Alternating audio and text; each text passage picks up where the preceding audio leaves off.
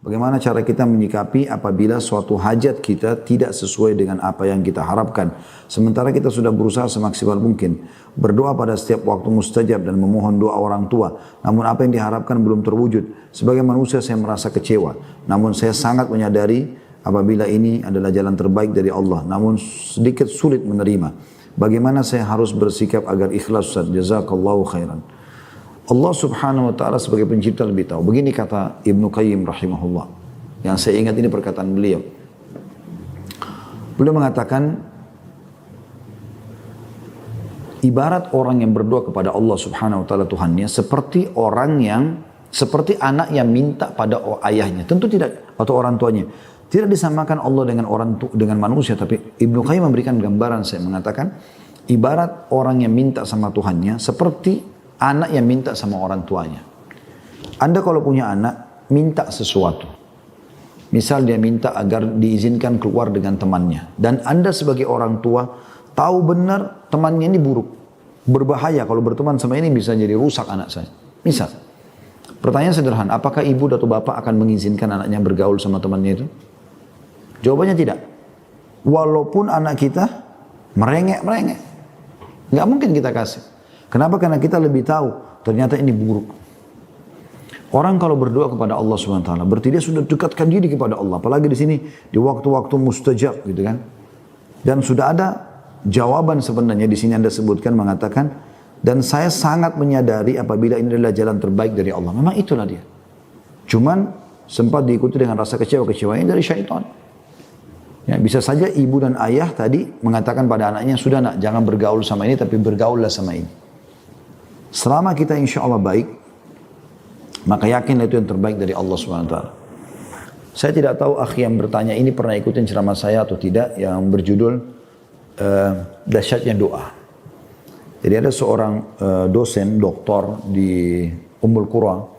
Beliau pernah ceramah, di satu ceramahnya dia nyampaikan begini, dia bilang saya punya teman dekat sekali. Orangnya sangat soleh, orangnya tampan, orangnya kaya. Luar biasa laki-laki ini. Gitu loh. Kesolehannya saya sudah cukup. Gitu. Dia melamar seorang wanita, dia rasa cocok, kemudian diiyakanlah. Udah ditentukan tanggal segala macam, mahar. Subhanallah, beberapa hari setelah itu tiba-tiba perempuan, beberapa hari sebelum hari H pernikahan, tiba-tiba saja perempuan ini batalkan. Pokoknya dia bilang sama orang tuanya, saya nggak mau nikah sama orang ini. Pokoknya saya nggak mau nikah. Intinya itu. Tidak mau tahu. Pokoknya saya tidak mau nikah sama laki-laki ini. Bayangkan aja. Perkataan ini luar biasa. Afwan, sebelum saya lanjutkan, ikhwan, dicukupkan ya pertanyaannya ini. Jangan ditambah lagi, sudah banyak ini. Jadi akhirnya,